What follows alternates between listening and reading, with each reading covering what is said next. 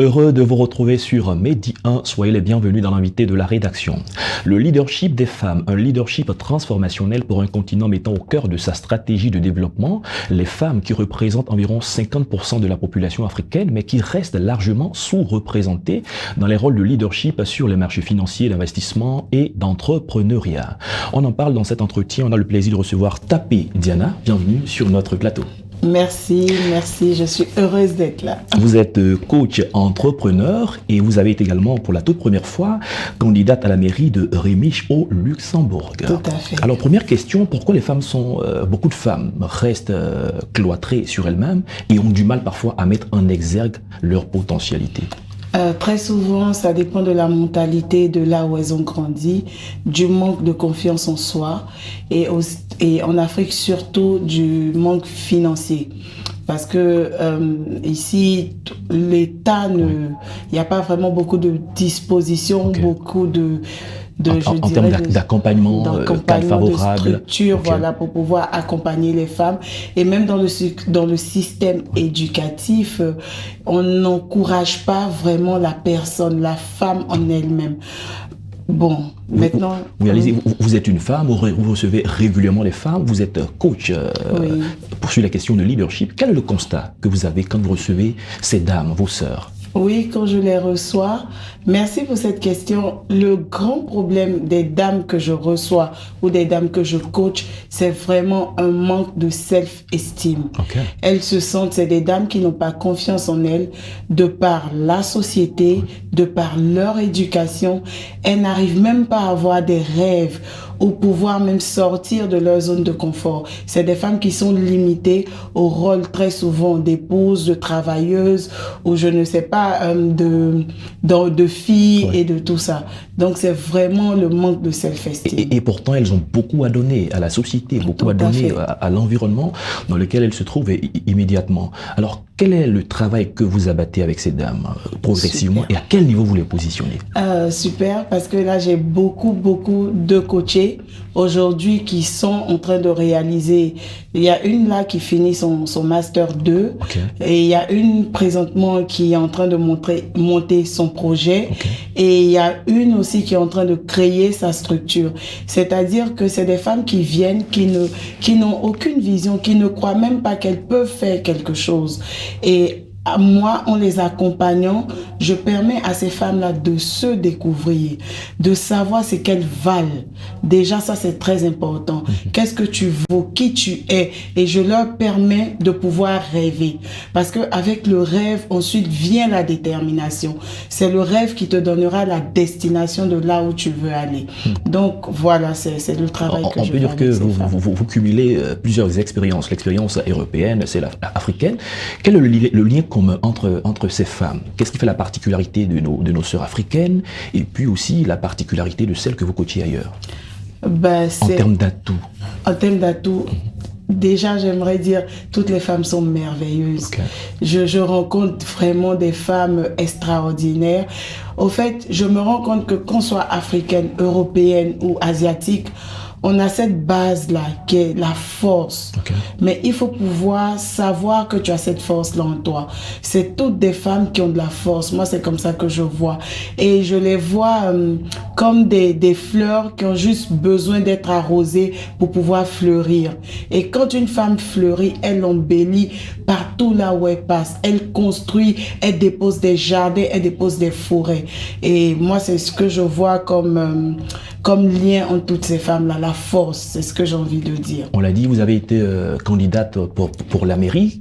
Comment a été cette expérience? Quand on voit en Côte d'Ivoire, en Afrique, un peu partout, certaines femmes qui ont peur de pouvoir se lancer en politique au regard de l'environnement politique. Qu'est-ce que vous dites à ces femmes? Moi, je leur dirais, n'ayez pas peur, mesdames. En fait, les femmes, nous avons cette force, cette capacité de pouvoir tout faire. Parce que déjà, nous portons la vie, ce n'est pas rien. C'est la base de tout. Et pour quelqu'un qui porte la vie et qui donne la vie, c'est quelqu'un qui est capable de tout faire. Et donc, moi, j'ai envie de dire à ces femmes-là de sortir de leur zone de confort, de commencer même déjà à rêver, de croire en leurs rêves. Et c'est ce qui peut te pousser à y arriver. Et je veux leur dire, on a trop de choses à donner, de par l'éducation de nos enfants, de par l'organisation de de nos maisons, de par les boulots même qu'on fait, parce qu'on est toutes confrontées dans nos entreprises, qu'on le veuille ou pas, le nombre d'hommes est largement au-dessus du nombre de femmes.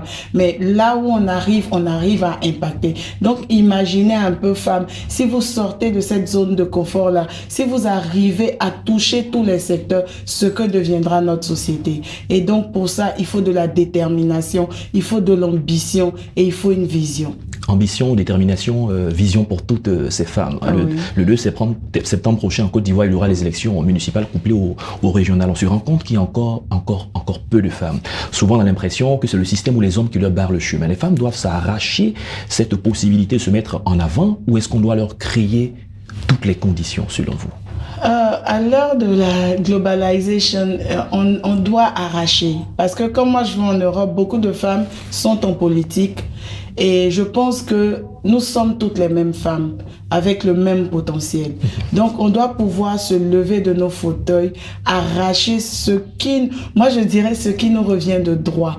Et donc, je veux dire à ces femmes-là, levez-vous, osez, allez-y, parce qu'on a tellement à donner, on a tellement à apporter. Quand on se rencontre entre nous femmes, là, dans les couloirs, partout, même tout à l'heure, je discutais avec des dames, je vois que nous sommes tellement intelligentes, tellement brillantes, remplies de talent et de potentiel.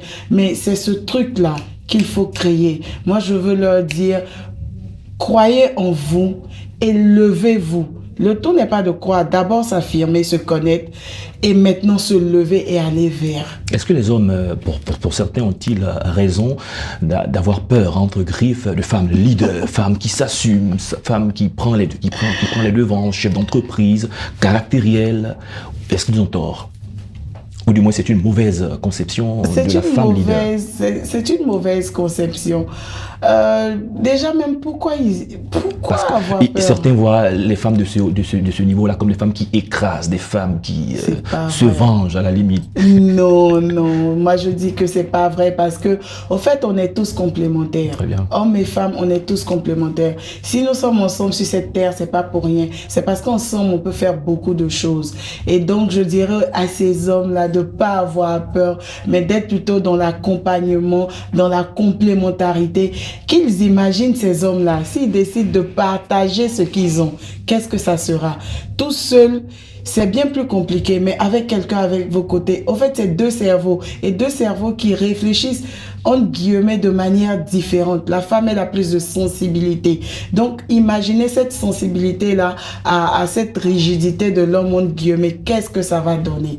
Donc, c'est juste, moi, je pense que c'est des fables pour moi. Parce que je connais beaucoup de femmes entrepreneurs et moi-même, j'en suis une, mais remplie d'amour, remplie de je ne sais quoi. Mais voilà, on n'a pas besoin les hommes n'ont pas besoin d'avoir peur. D'accord, c'est une complémentarité pour une Afrique, un continent qui gagne.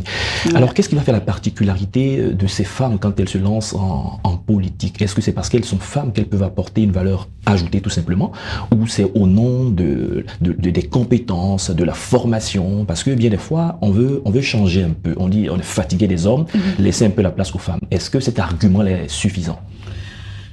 Oula, cet argument est important, mais il n'est pas suffisant. Parce que aujourd'hui, en Afrique, beaucoup de femmes, à cause de la conception, je dirais peut-être africaine, n'arrivent pas à aboutir leurs rêves. Même dans les études, on a tendance à dire non, les maths c'est pour les hommes, mon cher et tout. Mais Dieu merci que les choses changent. Donc moi, je demande aux femmes de se former, parce que ces femmes européennes que je regarde et que je rencontre, c'est des femmes qui se forment déjà. Régulièrement. Je demande aux femmes d'abord de se former, de croire en elles. Je ne pense pas qu'il y a quelque chose que l'homme puisse faire que la femme ne puisse pas faire. C'est pas possible. Ça, c'est pas possible. C'est ma conception. Donc, déjà, je demande aux femmes là, au fait, s'il y a quelque chose qui vous passionne, allez-y, apprenez. Donc, elles peuvent venir déjà à partir de leurs compétences, mais on a ce plus là. Moi, je dis toujours que Dieu, il a pris le temps de nous créer. Parce que quand il a créé l'homme, après, il s'est assis et il nous a conçus. Donc, on a ce petit truc en plus de l'homme qui va faire cette touche extraordinaire. Donc, que femmes, croyez en vous, formez-vous pour être au même niveau. Je me permets, on est en Afrique, mais bon, pour être au même niveau que nos hommes. En termes de compétences, en termes de responsabilité. Compétences, en termes de responsabilité, en termes de vision et tout ça. Levons-nous et allons vers les choses. Merci pour ce coaching, on ira gratuit. Merci d'être passé sur notre plateau. Nous sommes déjà à la fin de cette émission. C'est vite fini. Hein? Je rappelle que vous êtes tapé Diana Coach, entrepreneur, et avec vous on a parlé de leadership des femmes. Merci encore d'être passé sur notre plateau. Merci à vous et excellente journée. C'est la fin de cette émission. Merci à tous de l'avoir suivi. Bonne suite de nos programmes sur Medi 1.